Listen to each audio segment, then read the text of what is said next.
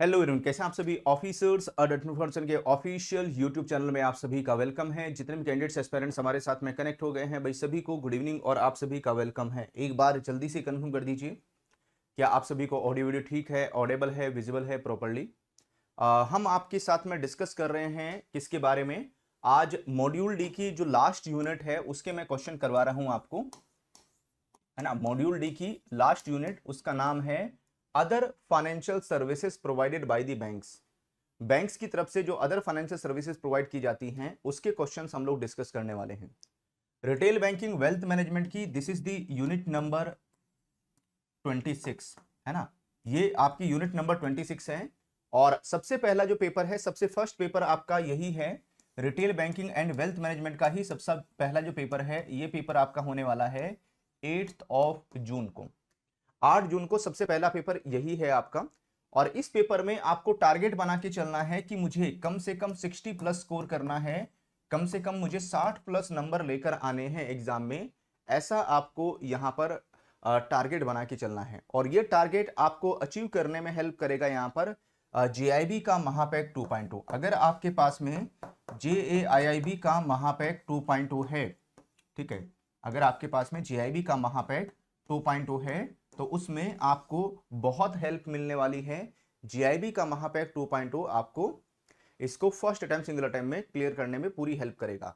वहां से आप आरबीडब्ल्यू की पूरी प्रिपरेशन कर सकते हैं। और आज 8 PM पर इसका हम पार्ट 2 कवर करने वाले हैं, यूनिट नंबर 26 का। ठीक है, आज हम इसकी जो पेड क्लास लेकर आएंगे जीआईबी के महापैक में, वो आपको 8 PM पर प्रोवाइड करेंगे और इसका पार्ट 2 डिस्कस करेंगे। और फिर उसके जो क्वेश्चन है उसका हम कल डिस्कशन करने वाले हैं आपके साथ में। चलिए क्वेश्चन का सिलसिला स्टार्ट करते हैं। पहला क्वेश्चन आपके सामने स्क्रीन पर आया है और इस क्वेश्चन को देखिए, यहां पर ये क्वेश्चन क्या कहता है। ठीक है, इस क्वेश्चन को देखिए और ये जो क्वेश्चन है किस चीज के बारे में डिफाइन करता है। तो क्वेश्चन नंबर 1 है, ये क्वेश्चन स्टेटमेंट बेस्ड क्वेश्चन है ये भी। ठीक है, अगर मैं इस क्वेश्चन की बात करूं, this is the statement based question. और इसमें किसके बारे में बात की गई है, तो पहली स्टेटमेंट कहती है financial year is the period in which income is earn while the assessment year follow the financial year and it is when the tax returns are filed. चलिए उसके बाद में अगर हम सेकंड क्वेश्चन की बात करेंगे, ओके, चलिए इस क्वेश्चन को देखिए। तो पहला क्वेश्चन यहां पर क्या कहता है, consider the following statements regarding tax system in India. ये तो हम करवा चुके हैं आपको। ठीक है, ये है पहला क्वेश्चन यहां पर म्यूचुअल फंड को लेकर। Consider the following statements regarding mutual funds. First, mutual funds offer professional management, diversification and liquidity benefits to investors. Second point यहां पर डिफाइन करता है, सेकंड पॉइंट बताता है, investors in mutual funds may also enjoy tax benefits in selected schemes like ELSS, equity linked saving scheme. All mutual funds are open ended and do not have maturity date. 4, mutual funds can be classified as open ended or close ended depending on the fund's maturity date. Which of the above statements are correct? A कहता है 1 and 2, B कहता है 1 2 and 4, सी कहता है 1 3 4, D कहता है 1 2 3 4। इनमें से हम किसके ऊपर टिक करें? तो यहां पर आपको पहचानना है कौन सी स्टेटमेंट करेक्ट है। तो हमारी जो स्टेटमेंट है 1 2 4 करेक्ट है, 1 बिल्कुल सही है, 2 बिल्कुल सही है, 4 बिल्कुल सही है। थर्ड वाली स्टेटमेंट रॉन्ग है यहां पर, all mutual funds are open ended and do not have maturity date. तो भाई यहां पर जितने के सारे जो म्यूचुअल फंड्स है वो ऐसा नहीं है कि ओपन एंडेड होते हैं, है ना। कुछ mutual fund schemes open ended होती हैं और कुछ म्यूचुअल फंड स्कीम्स यहां पर क्लोज एंडेड होती हैं। तो ओपन एंडेड और क्लोज एंडेड जो म्यूचुअल फंड स्कीम दोनों तरह की होती हैं। और जो close ended mutual fund schemes होती हैं उसमें यहां पर मैच्योरिटी पीरियड होता है ना, उसमें आपको मैच्योरिटी पीरियड देखने को मिलेगा। तो यहां पर हमारी जो स्टेटमेंट है वो थर्ड वाली स्टेटमेंट यहां पर रॉन्ग हो जाएगी। चलिए आ जाते हैं हम लोग क्वेश्चन नंबर 2 की तरफ। क्वेश्चन नंबर 2 को देखेंगे यहां पर। एंड ये क्वेश्चन क्या कहता है, mutual fund come in various forms, है ना। जो म्यूचुअल फंड्स हैं वो कई फॉर्म में आते हैं यहां पर। Which of the following statements are correct? First, close ended funds are required to be listed on a stock exchange. Second, interval funds blend features of both close-ended and open-ended funds. Third, debt schemes invest primarily in shares and stocks. Four, categorization of mutual funds into different schemes is aimed at standardizing practices across the country. Option A only 1 and 2 correct है यहां पर, B कहता है 2 and 4, सी कहता है 1 to 4 और D कहता है ऑल ऑफ दी अबव। इनमें से हम किसके ऊपर टिक करें, कौन सा है जो हमारे करेक्ट आंसर को बताएगा। तो जब भी हम म्यूचुअल फंड स्कीम्स की बात करते हैं तो वेरियस फॉर्म में वो आती है, तो इसमें 1 to 4 यहां भी हमारा करेक्ट हो जाएगा। 1 सही है, 2 सही है, 4 सही है। डेट स्कीम्स की बात करते हैं तो debt scheme investment primarily in shares and stocks, तो शेयर्स एंड स्टॉक्स में इन्वेस्टमेंट नहीं होता डेट स्कीम्स का। डेट स्कीम्स का जो इन्वेस्टमेंट है वो यहां पर बॉन्ड्स एंड डिबेंचर्स में होता है। इसमें गवर्नमेंट बॉन्ड्स भी हो सकते हैं, कॉर्पोरेट बॉन्ड्स भी हो सकते हैं, और यहां पर जो डिबेंचर्स है, डिबेंचर्स में इन्वेस्टमेंट होता है। ठीक है, क्योंकि यहां पर these are the fixed income securities में इन्वेस्टमेंट करते हैं यहां पर डेट स्कीम में। तो डेट स्कीम में यहां पर जो शेयर्स हैं, स्टॉक्स हैं, उसमें इन्वेस्टमेंट नहीं किया जाता है। चलिए अगले क्वेश्चन की तरफ मूव करेंगे। नेक्स्ट क्वेश्चन को देखेंगे हम लोग, क्वेश्चन नंबर 3। क्वेश्चन नंबर 3 को बताइए, इसमें हमें कहां पर टिक करना चाहिए। Mutual funds are diversified investment vehicle. जो म्यूचुअल फंड्स हैं वो क्या है, वो एक डाइवर्सिफाइड इन्वेस्टमेंट व्हीकल हैं।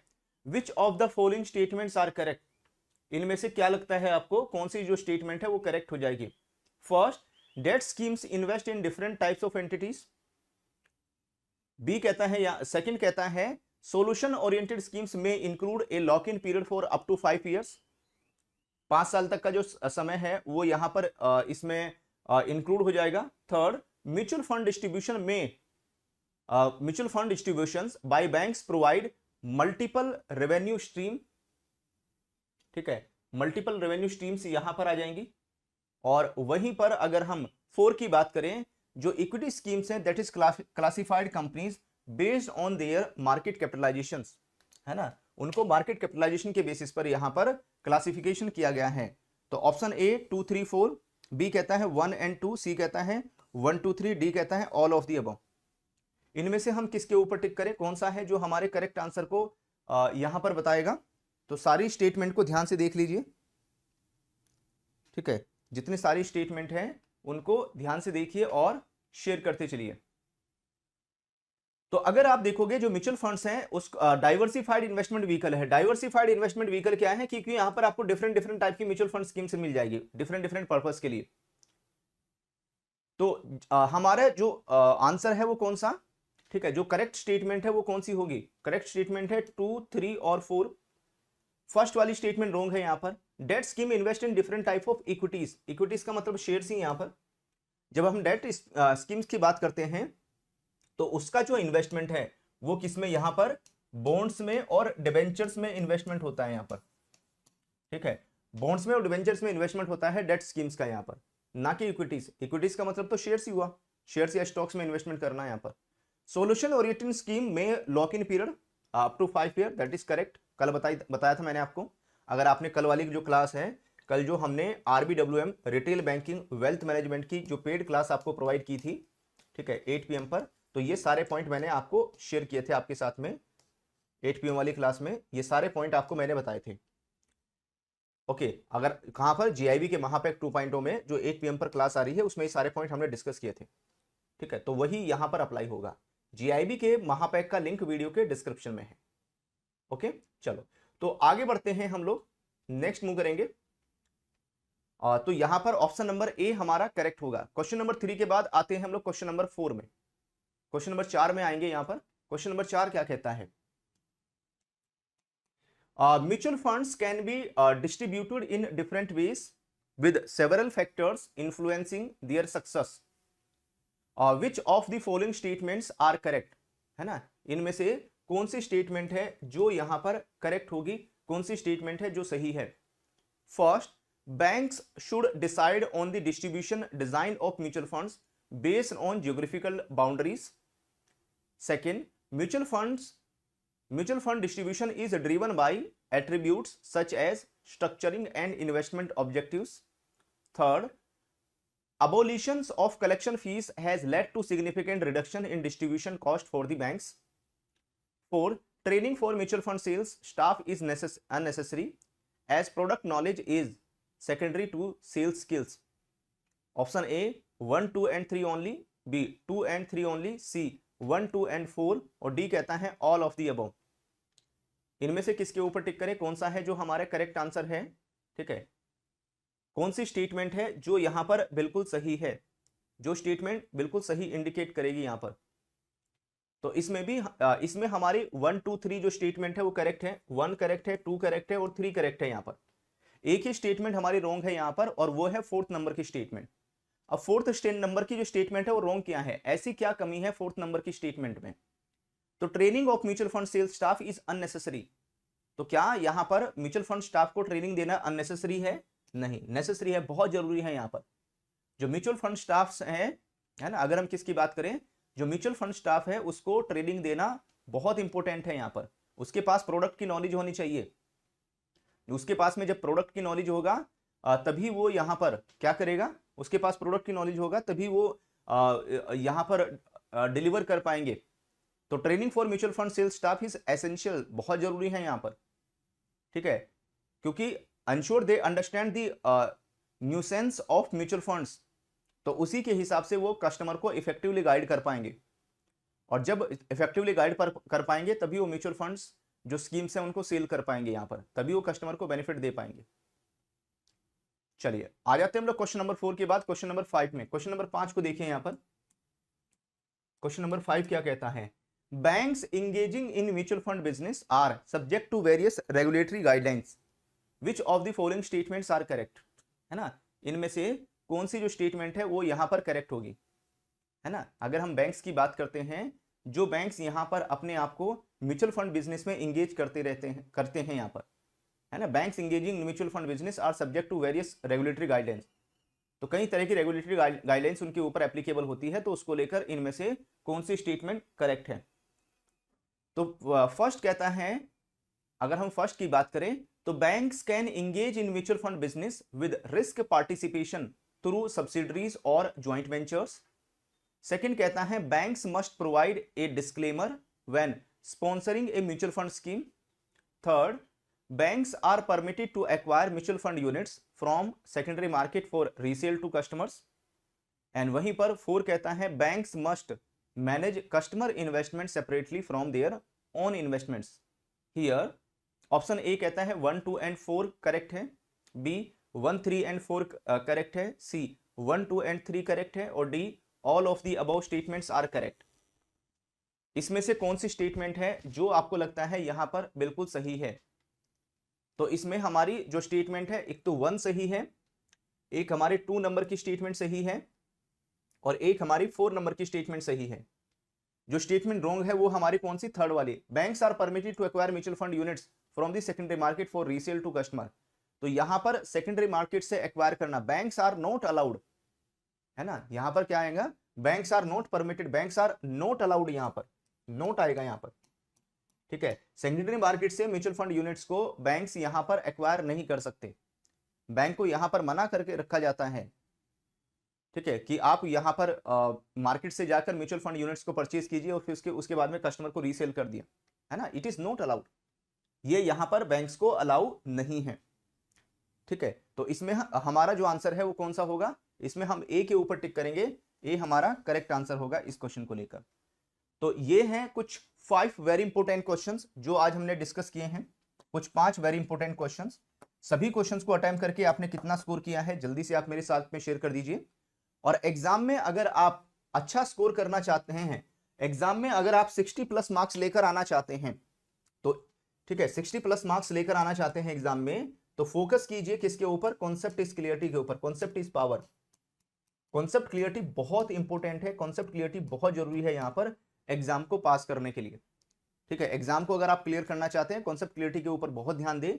और कॉन्सेप्ट क्लियरिटी आपकी कहां से होगी, ये कॉन्सेप्ट क्लियरिटी होगी आपकी JAIIB के महापैक 2.0 से, ठीक है। अगर आपके पास JIIB का महापैक 2.0 है तो वहां पर आपकी कॉन्सेप्ट क्लियरिटी होती रहेगी। 8 PM पर जो क्लास आ रही है वहां पर हम कॉन्सेप्ट के बारे में डिस्कस करते हैं। यूट्यूब पर, फेसबुक पर जो क्लास आती है उसमें तो ओनली क्वेश्चन ही चलते हैं वहां पर, ठीक है, कॉन्सेप्ट के बारे में बात नहीं करते। तो कॉन्सेप्ट हमारा जो कवर होता है वो कहां पर, JIIB के महापैक 2.0 में। जीआईबी के महापैक 2।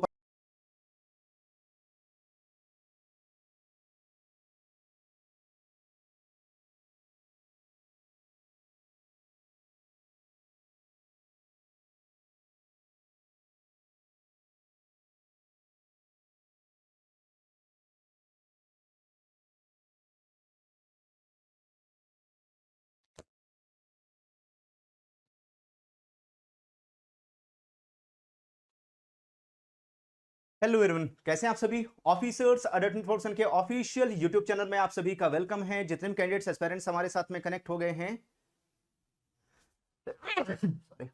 सभी को गुड इवनिंग और आप सभी का वेलकम है। तो सबसे पहले तो मुझे भाई एक बात कंफर्म कर दूं, क्या आप सभी को ऑडियो वीडियो ठीक है, ऑडिबल है, विजिबल है, आवाज आ रही है आप सभी को प्रॉपरली? एक बार जल्दी से कंफर्म कर दीजिए। अगर ऑडियो वीडियो ठीक है तो हम लोग बढ़ेंगे आगे और डिस्कशन करेंगे। यहाँ पर वेरी इंपॉर्टेंट क्वेश्चंस का डिस्कशन करने वाले हैं, क्योंकि आरबीडब्ल्यूएम का एग्जाम सबसे पहले होगा, नजदीक आ रहा है। तो ऐसे केस में एग्जाम में कैसे क्वेश्चन आएंगे, किस लेवल के क्वेश्चंस आएंगे, सबसे पहला हमारा वही डिस्कशन रहेगा। तो आज इस सेशन में मैं आप सभी को एग्जाम लेवल के जो क्वेश्चंस हैं उसकी तैयारी कराने वाला हूं, क्योंकि आरबीडब्ल्यूएम का जो पेपर है, जिस तरह का पेपर लास्ट टाइम रहा था उसी टाइप का जो पेपर है अब की बार भी रह सकता है। तो मॉड्यूल डी मैं ये क्वेश्चन आपको पेड क्लासेस के अकॉर्डिंग करवा रहा हूं। आप retail banking and wealth management की पेड क्लासेस अटेंड कर रहे हैं। किस टाइम पर? डेली आपको 8 PM पर पेड क्लासेस मिल रही हैं। किसमें? जीआईबी के महापैक 2.0 में। तो वहां पर आजकल हम एक टॉपिक डिस्कस कर रहे हैं जिसका नाम है, मॉड्यूल डी का एक टॉपिक है जिसका नाम है इन्वेस्टमेंट मैनेजमेंट। तो वहां पर हमने कॉन्सेप्ट के बारे में बात की थी। तो वहां पर मैंने आपको इसका जो कॉन्सेप्ट है वो बताया था, कॉन्सेप्ट इज पावर। ठीक है, तो उसी के बेसिस पर क्वेश्चन की प्रैक्टिस करेंगे। जिनके पास में जीआईबी का महापैक नहीं है, लिंक वीडियो के डिस्क्रिप्शन में है, क्लिक करके एनरोलमेंट कर लेना और इस टॉपिक को अच्छे से कवर करना। आज इसका हम पार्ट 2 कवर करने वाले हैं, 8 PM पर जो क्लास होगी। तो यूनिट नंबर 24 है ना, ये आरबीडब्ल्यूएम की रिटेल बैंकिंग वेल्थ मैनेजमेंट की, this is the unit number 24। चलिए शुरू करते हैं। तो सबसे पहला क्वेश्चन आपके सामने स्क्रीन पर है, select the statements that correctly describe the concept of investment. है ना, अगर हम इसकी बात करते हैं, इनमें से कौन सी है ना, इनमें से कौन सी जो स्टेटमेंट है उस स्टेटमेंट को करेक्टली डिस्क्राइब कीजिए, सेलेक्ट कीजिए, जो इन्वेस्टमेंट के कॉन्सेप्ट को बिल्कुल बेहतर तरीके से बताएगी। है ना, जो इन्वेस्टमेंट के कॉन्सेप्ट को यहां पर सही तरीके से डिफाइन करती है। तो वी हैव 4 स्टेटमेंट, 4 स्टेटमेंट है हमारे पास में। पहली स्टेटमेंट है, investment is simply money saved from income after all expenditure have been paid. उसके बाद में बी है यहां पर, investing always guarantees a return in the future. C, financial investment is the exchange of money for financial claims with the expectations of future returns. D, from an economist view point investment is not seen as an addition to the nation's capital stock. Here of statement 1 कहती है यहां पर only A and C are correct. B कहता है यहां पर only B and D are correct. C कहता, third कहता है A C D are correct. और 4 कहता है only A and D are correct. तो भाई पूरे स्क्रीन पर क्वेश्चन ही आ रहा है, तो मुझे थोड़ा सा साइड होना पड़ रहा है सो दैट आप इसको अच्छे से पढ़ सके। वीडियो को लाइक जरूर कर लेना सो दैट सारे क्वेश्चन को अगेन आप रिवाइज भी कर पाए, है ना, रिवीजन पर्पस के लिए सारे क्वेश्चन आपके अकाउंट में सेव हो जाए। तो भाई यहां पर अगर मैं पहली स्टेटमेंट की बात करूं, investment is simply the money saved from income after all expenditure have been paid. तो यहां पर ए वाली स्टेटमेंट बिल्कुल करेक्ट है ना, ए स्टेटमेंट बिल्कुल सही है और सी वाली स्टेटमेंट बिल्कुल सही है। यहां पर investing always guarantees a return in the future. तो मैंने आपको क्लास में बताया था कि इन्वेस्टमेंट में हमेशा कोई भी गारंटी नहीं होती रिटर्न की। ठीक है, कोई भी यहां पर जो भी फंड मैनेजर होगा, ठीक है, जो भी फंड मैनेजर होगा या इन्वेस्टमेंट जो भी एडवाइस करेगा, वो कभी भी यहां पर गारंटी नहीं प्रोवाइड करेगा कि हम फ्यूचर में आपको इतना रिटर्न जनरेट करके देंगे ही देंगे। ठीक है, तो कोई नहीं यहां पर जनरेट, है ना, कोई नहीं यहां पर गारंटी देता है यहां पर। तो कभी कभी तो यहां पर लॉस भी हो जाता है, कभी कभी तो नुकसान भी हो जाता है। From an economist view point investment is not seen as addition to the nation's capital stock. तो नोट शब्द यहां पर गलत यूज हुआ है। अगर आप देखोगे तो economist do view point as net addition to the nation capital stock and productive assets. तो ऐसे केस में जो भी यहां पर इन्वेस्टमेंट किया जाता है, जो भी यहां पर इन्वेस्टमेंट होता है वो कंट्री के कैपिटल स्टॉक में एडिशन होता है, यहां पर उसमें एड ऑन होते हुए चलता है यहां पर। तो ऐसे जो हमारा एक बी रॉन्ग है यहां पर और डी रॉन्ग है, ए सही है और सी सही है यहां पर। चलिए बढ़ते हैं हम लोग आगे क्वेश्चन नंबर 2 की तरफ। क्वेश्चन नंबर 2 को देखिए, यहां पर ये क्वेश्चन क्या कहता है, इनमें से कौन सी जो स्टेटमेंट है करेक्टली यहां पर डिफाइन करेगी जो करेक्ट है यहां पर। तो वी हैव 4 स्टेटमेंट, 4 स्टेटमेंट है यहां पर भी हमारे पास में। पहली स्टेटमेंट कहती है कि main goal of any investment is to minimize return and maximise risk. B कहता है liquidity in investment means an investor can easily sell their investment without incurring significant cost. C कहता है safety principle in investment guarantees a fixed return over the investment period. और D investment management is exclusively concerned with the buying and selling of the financial assets. तो option 1 कहता है only B correct statement है। Option second कहता है कि ए and C correct है यहां पर। थर्ड कहता है B and D are correct. Fourth कहता है none of the statements are correct. तो यहां पर हमारी एक ही स्टेटमेंट करेक्ट है और वो है हमारी बी वाली स्टेटमेंट। बी हमारी सही है यहां पर, है ना, जो बी वाली स्टेटमेंट है that is correct. Main goal of any investment is minimise return and maximise risk, यहां पर गलत है ये, है ना। किसी भी इन्वेस्टमेंट का जो गोल होता है वो यहां पर रिटर्न को मैक्सिमाइज करना है ना, जो रिटर्न है उसको मैक्सिमाइज करना है और जो रिस्क है रिस्क को यहां पर मिनिमाइज करना। ठीक है, तो यहां पर अदला बदली हो जाएंगे दोनों शब्द, इसलिए पहली स्टेटमेंट रॉन्ग है। बी तो हमारी सही है। C safety principle in investment guarantees a fixed return. तो सेफ्टी प्रिंसिपल्स यहां पर investment guarantees a fixed return over the investment period. तो ऐसा नहीं है कि जो सेफ्टी प्रिंसिपल्स हैं वो यहां पर गारंटीज की बात करता है। ठीक है, यहां पर गारंटीज रिटर्न की बात नहीं करता, वो जो सेफ्टी प्रिंसिपल है वो कहता है यहां पर कि भाई जितना पैसा आपने लगाया है, जो आपकी प्रिंसिपल अमाउंट है, आपकी प्रिंसिपल अमाउंट यहां पर सेफ रहेगी। जो सेफ्टी प्रिंसिपल है वो प्रिंसिपल अमाउंट को सेफ रखने की बात करता है यहां पर। Investment management is exclusively concerned with the buying and selling of the financial assets. यहां पर तो अगर हम इन्वेस्टमेंट मैनेजमेंट की बात करते हैं, ठीक है, तो उसका मतलब ये नहीं है यहां पर।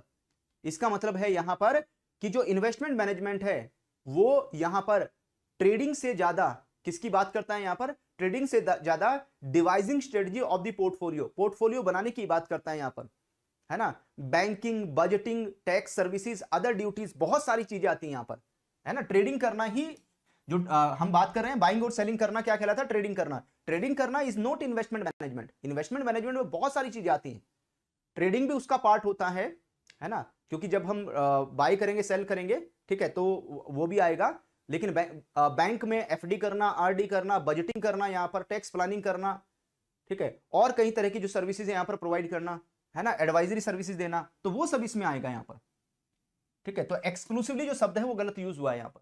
चलिए आ जाते हैं हम लोग क्वेश्चन नंबर 3 में। क्वेश्चन नंबर 3 को देखिए, review the following statement concerning investment management, select the option that correctly identifies the true statement. जो यहां पर ट्रू स्टेटमेंट को आइडेंटिफाई करेगा, जो ट्रू स्टेटमेंट के बारे में बताएगा यहां पर, पहचानिए।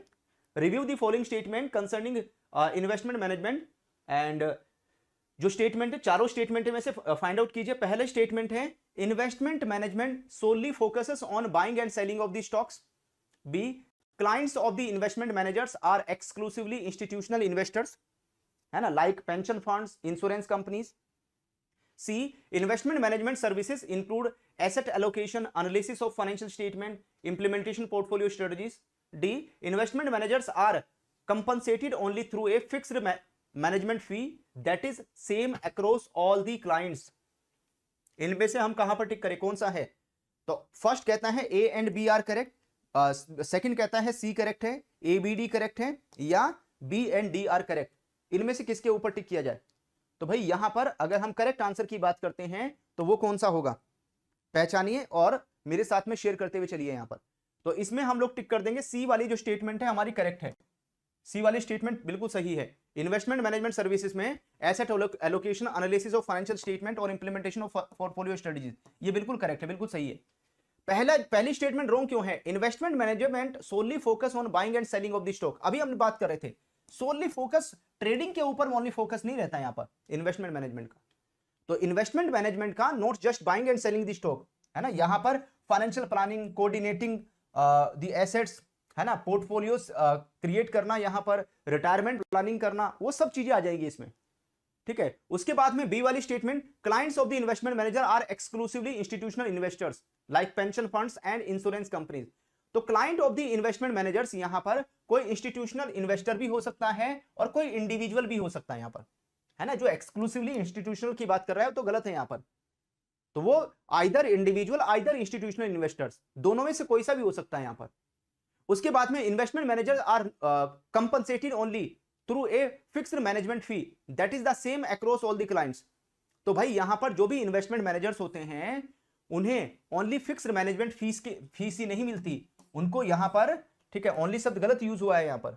तो फिक्स्ड जो फी है उसके साथ साथ उनको जो फिक्स्ड फी जो रेंज है यहां पर फीस की वो 0.35% से 2% रहती है। जो इनको फी मिलती है वो फिक्स नहीं होती, 0.35% से, ठीक है, कितना रहती है यहां पर, है ना। अगर हम किसकी बात करते हैं,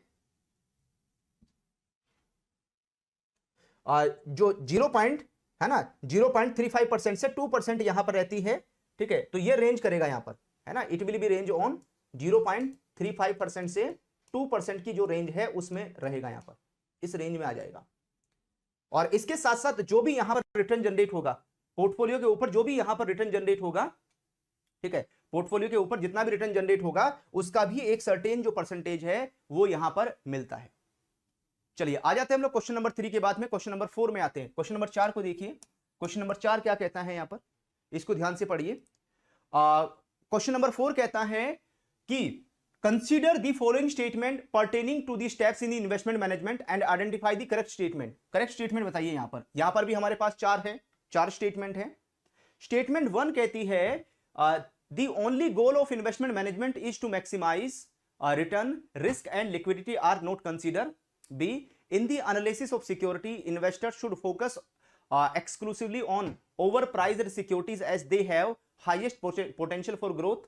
C कहता है revising the portfolio is unnecessary if the initial investment goals have been decided.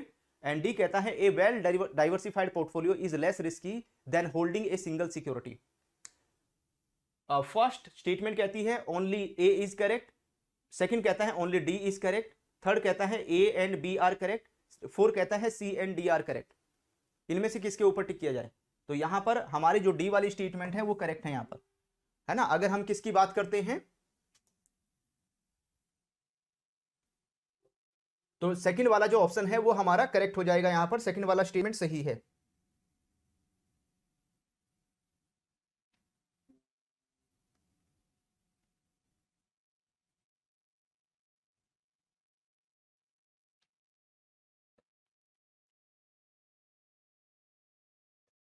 चलिए तो ये हमारा क्वेश्चन नंबर 4 है, इसमें हम किसके ऊपर टिक कर देंगे, यहां पर हम सेकंड के ऊपर टिक करेंगे, तो डी वाली स्टेटमेंट हमारी करेक्ट है। फर्स्ट वाली स्टेटमेंट रॉन्ग है यहां पर, the only goal of investment management is to maximise return, risk and liquidity are not consider. नहीं भाई, रिस्क एंड लिक्विडिटी भी कंसीडर होगी यहां पर। जो इन्वेस्टमेंट मैनेजमेंट है उसमें रिटर्न को तो मैक्सिमाइज करने के ऊपर फोकस रहेगा ही, रिस्क एंड लिक्विडिटी को भी मैनेज करते हुए चलेंगे यहां पर। तो अगर हम बेसिक गोल की बात करते हैं इन्वेस्टमेंट का, तो मैक्सिमाइज रिटर्न, मिनिमाइज रिस्क, ठीक है, और इसके साथ साथ टैक्स सेविंग, लिक्विडिटी और सेफ्टी प्रिंसिपल्स, इनको भी यहां पर कंसीडर किया जाएगा, इनको भी ध्यान में रखेंगे यहां पर, ठीक है। और ओनली अगर रिटर्न मैक्सिमाइज करने की बात करेंगे तो ओनली शब्द गलत है यहां पर। उसके बाद में in the analysis of securities investor should focus exclusively on over price securities as they have highest potential of growth. तो यहां पर ओवर प्राइज्ड सिक्योरिटीज के ऊपर ध्यान देंगे तो वो तो पहले से ही महंगी हो चुकी हैं। अगर आप ऐसी सिक्योरिटीज को परचेज करेंगे जो पहले से ही महंगी हो चुकी हैं, तो ऐसे केस में प्रॉफिट होने के जो चांसेस हैं तो वो तो लेस हो जाएंगे, प्रॉफिट होने के जो चांसेस है वो तो बहुत कम हो जाएंगे यहां पर,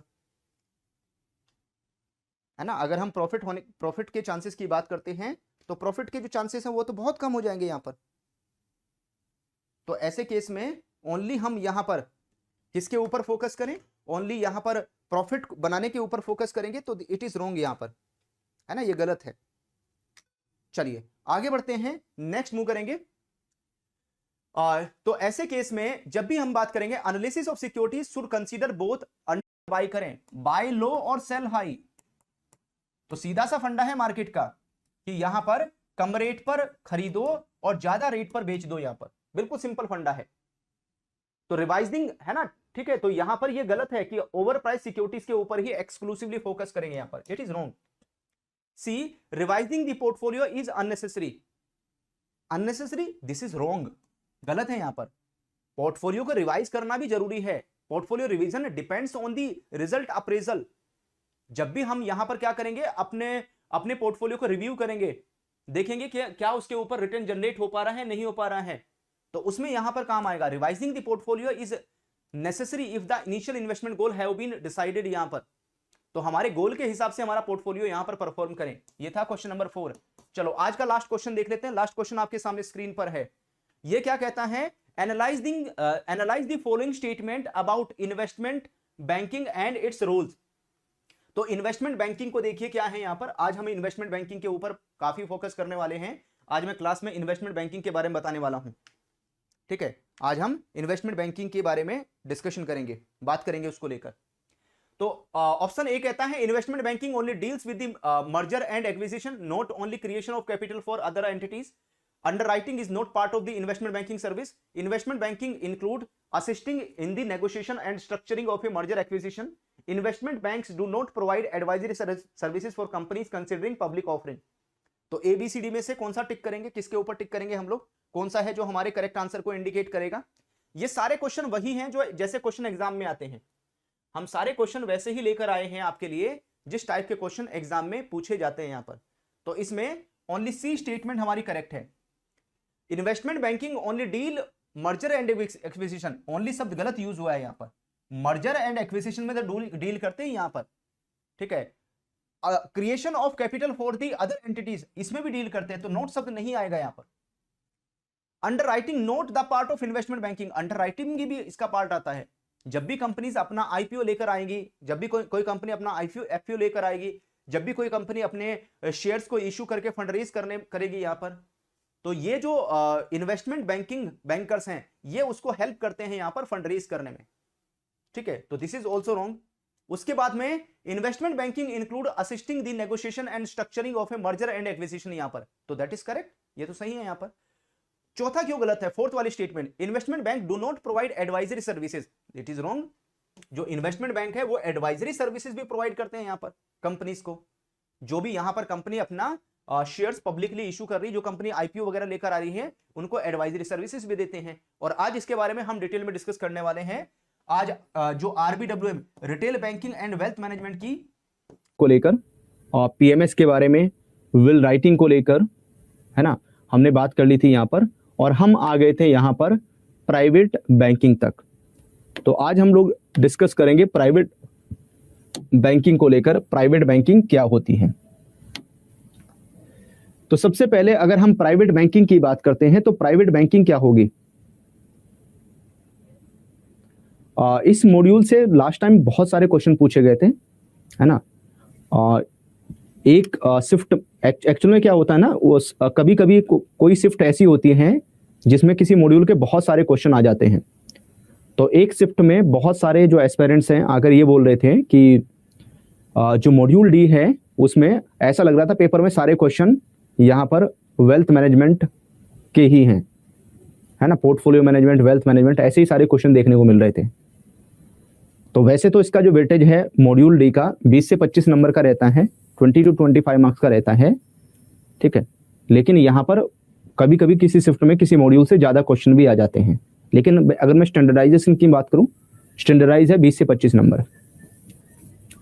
चलिए आगे बढ़ेंगे, प्राइवेट बैंकिंग को लेकर बात करते हैं। तो प्राइवेट बैंकिंग की रिक्वायरमेंट किसको होती है ना, जो प्राइवेट बैंकिंग है इसकी रिक्वायरमेंट किसको होती है यहाँ पर। तो private banking involve providing banking and investment services, banking services, investment services, tax management और अदर फाइनेंशियल सर्विसेज किसको प्रोवाइड करते हैं, जो कस्टमर यहाँ पर HNI की कैटेगरी में आते हैं, जो कस्टमर यहाँ पर हाई नेटवर्थ इंडिविजुअल की कैटेगरी में आते हैं। तो जिन कस्टमर को यहाँ पर हाई नेटवर्थ इंडिविजुअल की कैटेगरी में रखा जाता है वो इसमें यहाँ पर कवर हो जाते हैं, उनको रखा गया है यहाँ पर, ठीक है। एंड अगर हम प्राइवेट बैंकिंग की बात करते हैं तो मास मार्केट रिटेल बैंकिंग में, यानी मास मार्केट रिटेल बैंकिंग में जहां पर बहुत सारे कस्टमर होते हैं, मास मार्केट रिटेल बैंकिंग में there are number of customer, है ना, बहुत बड़ा कस्टमर बेस है। अब समय के साथ साथ क्या होता है, टाइम के साथ साथ ये जो बहुत बड़ा नंबर ऑफ बेस है, यहाँ पर ये नंबर ऑफ कस्टमर हैं, इनमें से ही कुछ कस्टमर की जो इनकम है वो ड्रास्टिकली यहाँ पर इंक्रीज होती है, बढ़ जाती है। तो ऐसे जो कस्टमर है फिर वो धीरे धीरे HNI की कैटेगरी में आ जाते हैं। तो जब इनमें से कुछ ऐसे कस्टमर ऊपर निकल कर आ जाते हैं, ऊपर की कैटेगरी में आ जाते हैं, HNI की कैटेगरी में, तो उनको भी हम यहाँ पर प्राइवेट बैंकिंग सर्विसेज प्रोवाइड करते हैं। प्राइवेट बैंकिंग के ऊपर फोकस करते हैं यहाँ पर, on providing more personalised financial services to its clients through banking personal specifically dedicated to providing such individual services. तो यहाँ पर बैंक की तरफ से जो फंड मैनेजर हैं, ठीक है, या रिलेशनशिप मैनेजर को यहाँ पर अपॉइंट कर दिया जाता है ऐसे क्लाइंट्स के लिए, ऐसे कस्टमर के लिए। तो एक जो यहाँ पर स्टाफ है, ठीक है, वो एक कस्टमर है ना, या कुछ लिमिटेड कस्टमर को ही यहाँ पर सर्विस प्रोवाइड कर रहा होता है, उनको सर्विस दे रहा होता है यहाँ पर, ठीक है। तो और ज्यादा हम पर्सनलाइज होकर यहाँ पर सर्विसेज प्रोवाइड करते हैं। और जो HNI हैं, हाई नेटवर्थ इंडिविजुअल होते हैं, उनके पास में जो वेल्थ है वो यहाँ पर एवरेज पर्सन से ज्यादा होती है ना। अगर हम किसी एवरेज पर्सन की बात करें तो किसी एवरेज पर्सन से ज्यादा वेल्थ होती है इनके पास में। तो ऐसे केस में ऐसे स्टाफ को ही हम यहाँ पर ये काम देते हैं। Therefore capable of assessing a much larger variety of investment. और ऐसा जो कस्टमर है वो यहाँ पर कई तरह के जो इन्वेस्टमेंट है वो कर सकता है, ठीक है। हेज फंड, रियल एस्टेट, है ना, अलग अलग जगह वो अपना जो इन्वेस्टमेंट है कर सकता है, अलग अलग जगह पैसा लगा सकता है। और जितनी जगह वो इन्वेस्टमेंट करेगा, जितने ज्यादा वो प्रोडक्ट ऑप्ट करेगा यहाँ पर, तो बैंक को यहाँ पर उतना ही फायदा होगा, बैंक को उतना ही बेनिफिट मिलेगा। क्योंकि वहां पर एक तो कमीशन इनकम जनरेट होगी, और दूसरा हम यहाँ पर जो भी सर्विस प्रोवाइड करेंगे तो सर्विस चार्जेस हम कस्टमर से लेंगे यहाँ पर। वहीं पर अगर हम प्राइवेट बैंकिंग की बात करते हैं तो प्राइवेट बैंकिंग ऑफर करती है यहाँ पर देयर क्लाइंट इंफॉर्मेशन, ठीक है। तो प्राइवेट बैंकिंग में हमें अपने जो क्लाइंट है, क्लाइंट की जो इंफॉर्मेशन है वो चाहिए होती है यहाँ पर, एंड उसको हम एडवाइस प्रोवाइड करते हैं यहाँ पर कि उसके लिए मोस्ट अप्रोप्रिएट इन्वेस्टमेंट ऑप्शन क्या है यहाँ पर, जिसके बारे में क्लाइंट को नहीं पता होता है, जिसके बारे में कस्टमर को नहीं पता होता, तो उसके लिए यहाँ पर इन्वेस्टमेंट करने के लिए बेस्ट ऑप्शन क्या हो सकता है, इसकी जो जानकारी है ये हम उसके साथ में शेयर करते हैं यहाँ पर, ठीक है। तो ये हमारे कुछ जो पॉइंट्स हैं आ जाएंगे प्राइवेट बैंकिंग में। चलिए बढ़े हम लोग आगे।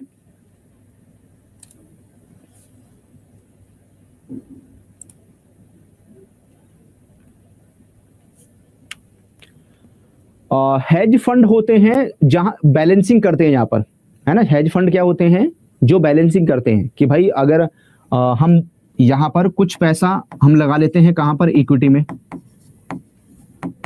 कुछ पैसा कहां पर इक्विटी में इन्वेस्टमेंट कर लो, कुछ पैसा कहां पर गोल्ड में इन्वेस्टमेंट कर लो, ठीक है। कुछ पैसा गोल्ड में इन्वेस्टमेंट कर लीजिए, कुछ इक्विटी में। अगर इक्विटी मार्केट नीचे जाएगा, है ना, अगर इक्विटी मार्केट डाउन जाएगा तो गोल्ड के प्राइस अप जाएंगे, अगर गोल्ड के प्राइस डाउन जा रहे हैं तो इक्विटी मार्केट अप जाएगा यहाँ पर। तो इसे क्या बोलते हैं, अपने पोर्टफोलियो को बैलेंस करना, इसे बोलते हैं हेज करना। तो यहाँ पर बहुत सारे जो हेज फंड्स हैं वो अवेलेबल हैं। तो हेज फंड्स एक तरह के म्यूचुअल फंड यूनिट्स ही होते हैं। सुभाष जी, अगर ये आपकी पहली क्लास है तो मैं आपको बोलूंगा कि आप मॉड्यूल ए से, आपके अकाउंट में रिकॉर्डेड वीडियोस अवेलेबल होंगी, ठीक है। तो मॉड्यूल ए से आप देखना स्टार्ट कर दीजिए। जितनी जल्दी आप लाइव क्लासेस में साथ लग जाएंगे उतना ही बेहतर रहेगा।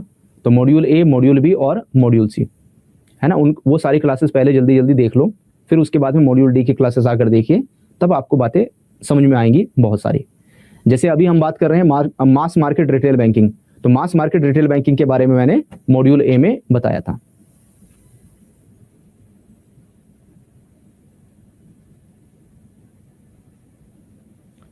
ठीक है, चलो आगे बढ़ते हैं हम लोग एंड नेक्स्ट मूव करेंगे। जो भी यहां पर मॉड्यूल बी का कुछ 3-4 यूनिट है जो बची हुई है ना, जो यूनिट बची हुई है मॉड्यूल बी की, वो करा दूंगा मैं किसी दिन, है ना, किसी दिन हम उसको यहाँ पर कवर कर लेंगे। चलिए आगे बढ़ेंगे। उसके बाद में नेक्स्ट आता है बेनिफिट्स ऑफ वेल्थ मैनेजमेंट, है ना। अगर हम किसकी बात करते हैं, benefits of wealth management, wealth management के बेनिफिट्स क्या हैं, क्या फायदे हैं यहां पर। बॉन्ड तो अलग से इसमें कहां होगा, बॉन्ड इज ए प्रोडक्ट, ठीक है। बॉन्ड के बारे में आपको पढ़ने को मिलेगा IIFS में, ठीक है। टाइप ऑफ बॉन्ड्स, जो टाइप ऑफ बॉन्ड्स हैं वो IIFS में है आपके पास में, और खास करके कहां पर, जब IFS वाला चैप्टर पढ़ोगे इंडियन फाइनेंशियल सिस्टम, उसमें है आपका बॉन्ड वाला चैप्टर, ठीक है। यहां पर तो एक प्रोडक्ट के तौर पर है, इन्वेस्टमेंट का एक कंपोनेंट है बॉन्ड्स, लेकिन अगर बॉन्ड्स को और अच्छे लेवल पर आपको देखना है कितने टाइप के बॉन्ड होते हैं, क्या क्या होते हैं, तो वो आपको IFS में आएगा। चाहे आपका बॉन्ड्स है, इंश्योरेंस है, म्यूचुअल फंड्स हैं या PPF है, यहाँ पर वो सारे आपको IFS में मिलेंगे, सारे प्रोडक्ट वहां पर। चलो वापस आते हैं, benefits of the wealth management, wealth management के फायदे क्या हैं, वेल्थ मैनेजमेंट के बेनिफिट्स क्या हैं यहाँ पर, ठीक है। अगर हम किसकी बात करते हैं, what are the benefits of wealth management, तो सबसे पहली बात है function on a relationship based approach. जो वेल्थ मैनेजमेंट है उसके फायदे क्या होते हैं यहाँ पर, उसके बेनिफिट्स क्या हैं। तो इसकी सबसे बड़ा बेनिफिट ये है कि जब हम कस्टमर को वेल्थ मैनेजमेंट, है ना, वेल्थ मैनेजमेंट की सर्विसेज प्रोवाइड करते हैं यहाँ पर, तो ऐसे केस में यहां पर जो रिलेशनशिप बेस्ड अप्रोच है उसका इस्तेमाल होता है। यानी हम कस्टमर के साथ में एक यहां पर प्रोफेशनल रिलेशनशिप बिल्ड करते हैं यहां पर, सो दैट हम कस्टमर को अच्छी सर्विस डिलीवर कर सकें, कस्टमर को अच्छी सर्विस प्रोवाइड कर सकें यहां पर। तो जो भी यहां पर वेल्थ मैनेजर होगा, wealth manager constantly thinking of our financial wellbeing, wealth manager हमेशा क्या सोच रहा होगा कि यहां पर हम कस्टमर को कैसे प्रॉफिट जनरेट करवाएं, है ना, जो कस्टमर है वो यहां पर कैसे प्रॉफिट जनरेट करें यहां पर। तो हमेशा वेलबींग, अच्छे के बारे में ही सोच रहा होगा, हमारे फाइनेंशियल के अच्छे के बारे में ही सोच रहा होगा यहां पर। Which is why when the need arises they level with us like a friend would, क्योंकि यहां पर जब क्लाइंट को फायदा होगा, जब कस्टमर को फायदा होगा यहां पर, तो तभी वेल्थ मैनेजर को भी बेनिफिट मिलेगा, तभी वेल्थ मैनेजर को भी फायदा होगा यहां पर। और इसीलिए जो वेल्थ मैनेजर है अपने क्लाइंट के साथ में, अपने कस्टमर के साथ में एज ए फ्रेंड के तौर पर यहां पर बिहेव भी करता है, एज ए फ्रेंडली नेचर में यहां पर हम कस्टमर को जो एडवाइजरी सर्विसेज हैं वो यहां पर प्रोवाइड करते हैं। They are not interested in impressing with us with financial jargons. तो यहां पर वेल्थ मैनेजर हमेशा ये ध्यान रखते हैं कि जब हम कस्टमर के साथ में डील कर रहे हैं, जब हम कस्टमर को कोई एडवाइस दे रहे हैं, तो हम यहां पर कुछ भारी भरकम फाइनेंशियल जार्गन्स का इस्तेमाल ना करें। जो भारी भरकर फाइनेंशियल, है ना, भारी भरकम फाइनेंशियल जार्गन्स हैं उनका यूज ना करें यहां पर, but rather invest their time to help us navigate through troubled financial waters यहां पर। तो ऐसे केस में हम ऐसी लैंग्वेज का इस्तेमाल करें, ऐसी लैंग्वेज का यहां पर यूज करें, ठीक है। या कस्टमर का जो भी हम समय ले रहे हैं, कस्टमर का जो भी टाइम ले रहे हैं, तो वहां पर हम कस्टमर को बेहतर तरीके से बता पाएं कि आपके पोर्टफोलियो की जो प्लानिंग है वो क्या है यहां पर, ठीक है। फाइनेंशियल जार्गन्स होते हैं कठिन वर्ड, है ना, फाइनेंस के कुछ डिफिकल्ट और कठिन वर्ड्स जो होते हैं उन्हें बोलते हैं फाइनेंशियल जार्गन्स, है ना। डिक्शनरी में देखा हुआ है ना, जैसे डिक्शनरी में कुछ कठिन शब्द होते हैं, है ना, हार्ड वर्ड्स होते हैं, पढ़ने के बाद में भी समझ में नहीं आता उसका मीनिंग क्या है। तो ऐसे ही जो बैंकिंग और फाइनेंस है उसमें भी कुछ ऐसे शब्द होते हैं जिनके बारे में जो इनको यूज करता है उन्हीं को पता होता है, किसी कॉमन मैन को वो जल्दी से समझ में नहीं आते, ठीक है। चलिए आगे बढ़ते हैं। उसके बाद में next, they also help us to make better investment decision. तो जो वेल्थ मैनेजर्स हैं वो क्या करते हैं यहां पर, इन्वेस्टमेंट डिसीजन को बेहतर करने में यहां पर हेल्प करते हैं। क्लाइंट का जो इन्वेस्टमेंट, क्लाइंट का कहां पर इन्वेस्टमेंट होना है, क्लाइंट को कहां पर इन्वेस्टमेंट करना चाहिए, तो उसको इन्वेस्टमेंट डिसीजन लेने में यहां पर हेल्प की जाती है, किसकी तरफ से, जो वेल्थ मैनेजर्स हैं वो यहाँ पर हेल्प करते हैं। इसके साथ साथ अगर हम वेल्थ मैनेजर्स की बात करते हैं तो wealth manager use this relationship based approach. तो यहां पर जो रिलेशनशिप बेस्ड अप्रोच है इसका वेल्थ मैनेजर्स यहां पर इस्तेमाल करते हैं सो दैट जो भी आइडियाज एक्सचेंज हो रहे हैं, क्योंकि वेल्थ मैनेजर अपने आइडियाज शेयर कर रहा होगा और जो क्लाइंट है वो अपने आइडियाज शेयर कर रहा होगा, वो अपने आइडियाज के बारे में बता रहा होगा। तो ऐसे केस में यहां पर हेल्दी एक्सचेंज ऑफ आइडियाज हो सके यहां पर, ठीक है, उसके बेसिस पर परसेप्शन और यहां पर जो वेरियस फाइनेंशियल स्ट्रेटजीज हैं उनको फॉर्मुलेट कर सके, उनको बना सके यहां पर। तो इसलिए कस्टमर के साथ में एक हेल्दी रिलेशनशिप बिल्ड करना बहुत जरूरी है, दैट इज वेरी इंपॉर्टेंट। वहीं पर अगर हम फंक्शंस की बात करते हैं, function on a relationship based approach, ये जो रिलेशनशिप बेस्ड अप्रोच है, अगर इसके हम फंक्शंस की बात करते हैं तो इसमें हम कस्टमर के लिए, जो वेल्थ मैनेजर है वो कस्टमर के लिए क्या करता है, यहाँ पर फाइनेंशियल प्लान क्रिएट करके देता है, फाइनेंशियल प्लान तैयार करता है यहाँ पर। उसके बाद में एलिमिनेशन ऑफ फाइनेंशियल स्ट्रेस। कई बार ऐसा होता है कि अगर क्लाइंट ने, कस्टमर ने इन्वेस्टमेंट किया हुआ है और अगर मार्केट डाउन आ जाती है तो पोर्टफोलियो की वैल्यू भी डाउन आ जाती है यहाँ पर, और जब पोर्टफोलियो की वैल्यू डाउन आती है यहाँ पर कस्टमर को लॉस होने लगता है, ठीक है। तो ऐसे केस में जो कस्टमर है वो फाइनेंशियल स्ट्रेस फील करने लगता है यहाँ पर, या पोर्टफोलियो फाइनेंशियल स्ट्रेस में आ जाता है यहाँ पर। तो फाइनेंशियल स्ट्रेस को एलिमिनेट करने की जो जिम्मेदारी है वो यहाँ पर वेल्थ मैनेजर की रहती है। यहाँ पर पर्सनलाइज सर्विस प्रोवाइड करते हैं, है ना, कस्टमर को यहाँ पर जो पर्सन टू पर्सन जो सर्विसेज है वो प्रोवाइड की जाती है यहाँ पर। तो ये एक जो बड़ा एडवांटेज है वो मिल जाता है यहाँ पर रिलेशनशिप बेस्ड अप्रोच में। उसके बाद में नेक्स्ट फ्लेक्सिबल इन्वेस्टमेंट अप्रोच। अगली जो अप्रोच है उसका नाम है फ्लेक्सिबल इन्वेस्टमेंट अप्रोच। अगर हम फ्लेक्सिबल इन्वेस्टमेंट अप्रोच की बात करें तो जो भी यहां पर वेल्थ मैनेजर्स हैं, wealth managers constantly think for clients betterment. Wealth manager हमेशा, जो भी यहां पर क्लाइंट होता है, कस्टमर है, हमेशा उसके अच्छे के बारे में सोचते हैं कि भाई जो क्लाइंट है, कस्टमर है, उसका यहाँ पर अच्छा होना चाहिए, ठीक है। फाइनेंशियली उसको यहाँ पर जो भी उसने टारगेट सेट किया है उसका टारगेट अचीव हो, कस्टमर को यहाँ पर फायदा मिले। तो ऐसे केस में हम कस्टमर को यहाँ पर जो फ्लेक्सिबल इन्वेस्टमेंट अप्रोच है वो भी यहाँ पर ऑफर करते हैं। फ्लेक्सिबल इन्वेस्टमेंट अप्रोच में क्या होगा, जो वेल्थ मैनेजमेंट है यहाँ पर, ठीक है, तो उसमें मार्केट कैटेगरीज और मार्केट कंडीशंस दोनों को कंसीडर किया जाता है ना। मार्केट की कैटेगरी और मार्केट कंडीशन दोनों को यहाँ पर एडवाइजरी में रखते हैं क्लाइंट के साथ में, ठीक है। और जो वेल्थ मैनेजमेंट है यहाँ पर जो एडवाइजर है, advisor invest their time to help the client to plot a route through trouble financial ups and downs. तो यहाँ पर अगर जो फाइनेंशियल अप्स एंड डाउन्स आते हैं तो उसमें क्या बेटर रूट हो सकता है, यहाँ पर क्या बेहतर स्ट्रेटजी हो सकती है, यहाँ पर उसको प्लॉट करने में क्लाइंट को हेल्प करता है कौन, यहाँ पर जो वेल्थ मैनेजर्स हैं वो क्लाइंट को हेल्प करते हैं। यहाँ पर जो भी एडवाइजर हैं, ठीक है, जो क्लाइंट का इन्वेस्टमेंट है उसको यहाँ पर ये जो प्लान है ये तैयार करने में हेल्प करते हैं so that better investment decision यहाँ पर लिया जा सके। तो इसके लिए जो फ्लेक्सिबल इन्वेस्टमेंट अप्रोच है उसका इस्तेमाल किया जाता है यहाँ पर।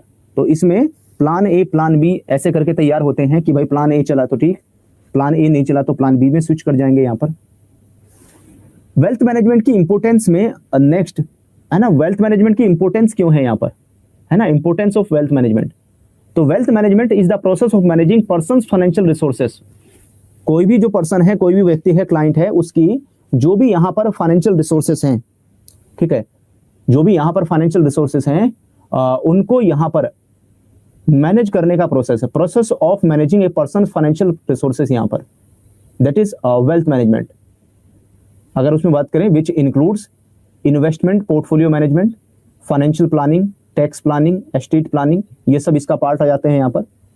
और जो वेल्थ मैनेजमेंट है this is important for several reason. इसमें जो वेल्थ मैनेजमेंट है वो इंपॉर्टेंट क्यों है, सबसे पहले फाइनेंशियल सिक्योरिटी मिल जाती है। तो वेल्थ मैनेजमेंट यहाँ पर हेल्प करती है किसी भी इंडिविजुअल को कि वो प्लान कर सकता है to plan and manage their finance. तो अपने फाइनेंस को वो प्लान कर सकता है, अच्छे से मैनेज कर सकता है यहाँ पर। ठीक है, तो उसे एक तरह की यह है ना, एक तरह की फाइनेंशियल सिक्योरिटी मिल जाती है। अगर फाइनेंशियल प्लान और इन्वेस्टमेंट पोर्टफोलियो यहाँ पर बढ़िया से क्रिएट हो गया है तो इससे उसके जो भी यहाँ पर गोल हैं वो मीटअप हो जाएंगे, उसके जो गोल है वो अचीव हो जाएंगे यहाँ पर। और कोई भी जो इंडिविजुअल है can ensure that they are well prepared for any unforeseen financial emergencies. तो अगर यहाँ पर कोई भी फाइनेंशियल इमरजेंसीज आती हैं फ्यूचर में तो उसको वो बेहतर तरीके से यहाँ पर मीटअप कर पाएगा, क्योंकि उसके पास में फाइनेंशियल सिक्योरिटी है। तो वो कहीं से भी कुछ भी पैसा लिक्विडेट करके, है ना, यहाँ पर फाइनेंशियल इमरजेंसीज को, है ना, यहाँ पर एनकाउंटर कर सकता है। चलिए, उसके बाद में नेक्स्ट आता है फाइनेंशियल ग्रोथ। तो वेल्थ मैनेजमेंट यहाँ पर हेल्प करती है इंडिविजुअल को कि वो अपनी वेल्थ को ग्रो करें, यहाँ पर अपनी वेल्थ को बढ़ाएं यहाँ पर। तो ऐसे केस में मार्केट में जो अपॉर्चुनिटीज हैं उनको आइडेंटिफाई किया जाता है और इन अपॉर्चुनिटीज में यहाँ पर इन्वेस्टमेंट किया जाता है यहाँ पर, सो दैट फ्यूचर में एक हायर जो यील्ड है, एक हायर जो रिटर्न है वो यहाँ पर मिले। एंड इसके साथ साथ बाय रेगुलरली रिव्यूइंग दी एडजस्टिंग दियर इन्वेस्टमेंट पोर्टफोलियो। तो समय समय पर, है ना, रेगुलर बेसिस पर अपने जो पोर्टफोलियो है उसको रिव्यू करते रहते हैं। ठीक है, और अपने जो इन्वेस्टमेंट पोर्टफोलियो है उनको यहाँ पर एडजस्ट करते रहते हैं। तो individual can ensure that they are making the most of their financial resources. तो एक ये फायदा हो जाएगा, फाइनेंशियल ग्रोथ देखने को मिलेगी, फाइनेंशियल सिक्योरिटी मिलेगी यहाँ पर। और क्या फायदा है? टैक्स एफिशिएंसी है, टैक्स बचा सकते हैं यहाँ पर। तो जो वेल्थ मैनेजमेंट है उसमें जो इंडिविजुअल है वो अपने टैक्स लायबिलिटीज को मैनेज कर सकता है यहाँ पर। तो ऐसे केस में जो भी वेल्थ मैनेजर होगा वो इस तरह की स्ट्रेटजी या स्ट्रक्चर बनाएगा सो दैट यहाँ पर टैक्स बचाया जा सके यहाँ पर। उसके बाद में लीगेसी प्लानिंग आ जाएगा। लीगेसी प्लानिंग में देखोगे जो वेल्थ मैनेजमेंट है can help individual to plan for transfer their wealth to their heirs और अदर बेनिफिशियरीज यहाँ पर। तो जिस पर्सन के पास में वेल्थ है तो वो क्या करेगा, वो फ्यूचर में कभी ना कभी ट्रांसफर होगी, जो भी यहाँ पर लीगल हायरर हैं या अदर बेनिफिशियरीज उनके पास में होंगी। तो ऐसे केस में जो स्टेट प्लान है वो तैयार कर सकते हैं यहाँ पर। ठीक है, स्टेट प्लान यहाँ पर तैयार किया जा सकता है सो दैट उसकी जो भी विश है, ऑब्जेक्टिव है ना, उसके हिसाब से तैयार होगा यहाँ पर।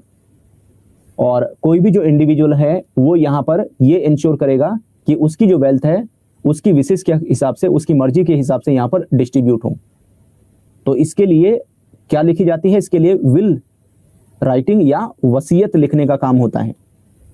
ठीक है, जो यहाँ पर लेगेसी प्लानिंग है, ठीक है, लेगेसी प्लानिंग में क्या होता है, यहाँ पर वसीयत लिखने का जो काम होता है, जो वसीयत लिखी जाती है यहाँ पर, विल राइटिंग का जो काम होता है वो लेगेसी प्लानिंग का ही पार्ट होता है। उसके बाद में पीस ऑफ माइंड। तो वेल्थ मैनेजमेंट यहाँ पर can provide individual with piece of mind. तो यहाँ पर जब कस्टमर को अपनी फाइनेंशियल सिचुएशन की अच्छे से समझ हो जाती है यहाँ पर, तो वो जो कस्टमर है उसको पीस ऑफ माइंड मिलता है यहाँ पर। ठीक है, दिमाग शांत रहता है, दूसरी चीज़ों के बारे में बेहतर तरीके से सोच सकता है यहाँ पर। एंड उसके बाद में जो उसकी फाइनेंशियल सिचुएशन है और confidence, they are making best financial decision. और कस्टमर को जब उसको अच्छे से यहाँ पे समझ में आ जाती है अपनी जो फाइनेंशियल स्ट्रेटजीज हैं, जो फाइनेंशियल सिचुएशन है, तो उसको यहाँ पर ये भी कॉन्फिडेंस रहता है कि उसने एक बेहतर फाइनेंशियल डिसीजन लिया है यहाँ पर अपनी वेल्थ को लेकर। ठीक है, this can reduce anxiety and stress. तो कस्टमर की एनेक्सिटी और जो स्ट्रेस है यहाँ पर वो रिड्यूस होता है। And allow individual to focus on other important areas of their lifes. तो दूसरी चीजों के बारे में और बेहतर तरीके से वो सोच सकता है यहाँ पर, है ना। हर समय उसके दिमाग में यही नहीं चल रहा होगा फिर यहाँ पर कि मेरी जो वेल्थ है, मेरी जो फाइनेंशियल प्लानिंग है वो अच्छी है या नहीं है यहाँ पर। ठीक है, चलिए, तो ये टॉपिक आपका यहीं पर कंप्लीट हो जाता है, ये टॉपिक यहीं पर पूरा हो जाता है। नेक्स्ट जो टॉपिक है वो है इन्वेस्टमेंट प्लानिंग से रिलेटेड। चलिए, तो अगले टॉपिक की तरफ हम लोग मूव करेंगे, उसका नाम है यहाँ पर इन्वेस्टमेंट प्लानिंग। तो अगर आपको वेल्थ मैनेजमेंट में अच्छे से जो पॉइंट्स हैं वो समझ में आ गए हैं, तो इन्वेस्टमेंट प्लानिंग भी कहीं ना कहीं इसी का ही एक रेप्लिका है।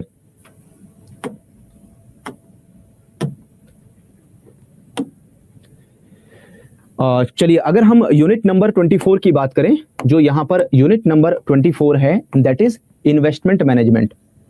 अगर हम इन्वेस्टमेंट मैनेजमेंट की बात करते हैं यहाँ पर, तो इन्वेस्टमेंट मैनेजमेंट में क्या आएगा यहाँ पर? ठीक है, तो इन्वेस्टमेंट मैनेजमेंट में कोई भी जो इंडिविजुअल है या ऑर्गेनाइजेशन है वो मनी अर्न करता है। कोई भी इंडिविजुअल पैसा कमाता है, यहाँ पर मनी अर्न करता है। कोई भी ऑर्गेनाइजेशन हो वो भी यहाँ पर मनी अर्न करने का काम करता है, वो भी पैसा कमाने का काम करते हैं यहाँ पर, है ना। उनकी तरफ से डिफरेंट जो इकोनॉमिक एक्टिविटीज है वो की जाती है। कोई जॉब करता है, कोई बिजनेस करता है, कोई सर्विस प्रोवाइड करता है, कोई गुड्स का मैन्युफैक्चरिंग करता है यहाँ पर। तो अलग अलग, है ना, कोई सर्विस सेक्टर में जॉब कर रहा है, कोई मैन्युफैक्चरिंग सेक्टर में जॉब कर रहा है। तो अलग अलग इकोनॉमिक एक्टिविटीज की जाती हैं, और जो भी यहाँ पर डिफरेंट इकोनॉमिक एक्टिविटीज की जाती हैं, वहां से जो इनकम है वो यहाँ पर अर्न होती है, जो इनकम है वो जनरेट होती है यहाँ पर।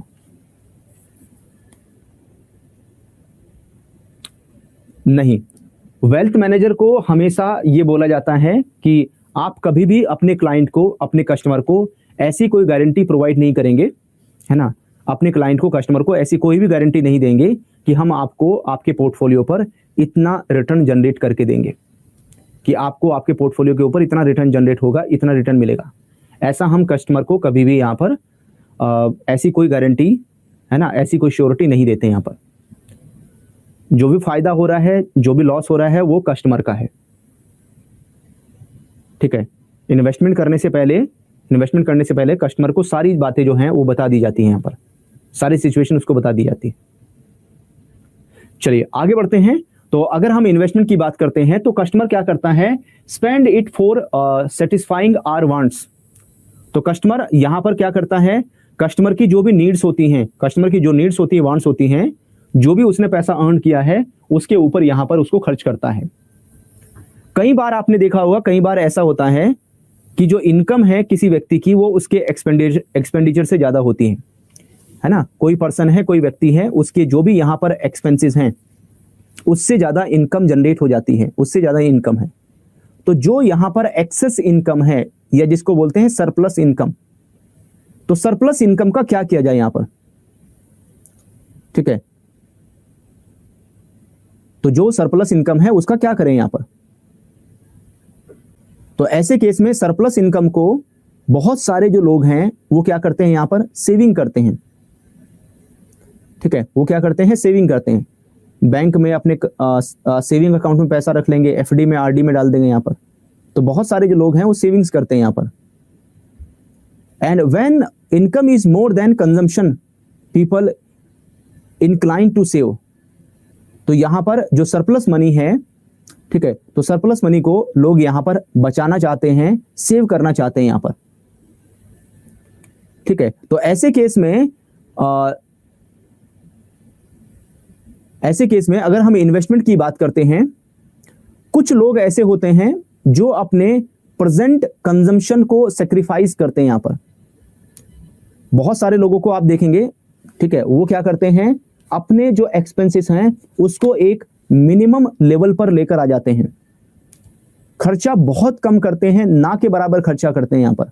उतना ही खर्चा करते हैं जितना उनको जीवन चलाने के लिए चाहिए होता है, और सारा पैसा बचाते हैं यहाँ पर, सो दैट अपने फ्यूचर को यहां पर सिक्योर कर सकें। अपना जो फ्यूचर है वो यहां पर सिक्योर किया जा सके यहाँ पर। ठीक है, सो दैट उनको फ्यूचर में एक अच्छा खासा रिटर्न मिले यहाँ पर। तो इसको हम अगर देखेंगे तो सेविंग इक्वल टू होता है इनकम माइनस एक्सपेंडिचर। ठीक है, अगर हम सेविंग को कैलकुलेट करेंगे तो इनकम में से एक्सपेंडिचर को माइनस करेंगे तो यहां पर सेविंग्स निकल कर आएंगी।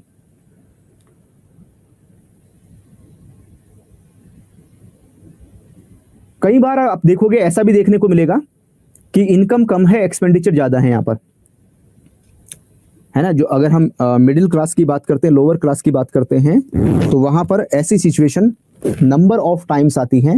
नंबर ऑफ टाइम्स इस तरह की सिचुएशन क्रिएट होती है कि भाई जो इनकम है वो कम है और एक्सपेंडिचर ज्यादा है, कमाई कम है और खर्चे ज्यादा है यहाँ पर। तो ऐसे केस में फिर क्या होता है? ऐसे केस में क्या सिचुएशन बनेगी यहाँ पर? तो ऐसे केस में उन्हें वो अपने ये डेफिसिट वाली सिचुएशन है और जितनी भी अमाउंट डेफिसिट रहेगी यहाँ पर उसको मीटअप करने के लिए उन्हें कहीं से फंड बोरो करना होता है, कहीं से पैसा उधार लेना होता है यहाँ पर। ठीक है, तो डेफिसिट को फिल करने के लिए कहीं से फंड बोरो करना होता है और अगर सरप्लस मनी है तो उसको यहां पर सेव करेंगे या कहीं पर इन्वेस्टमेंट करेंगे।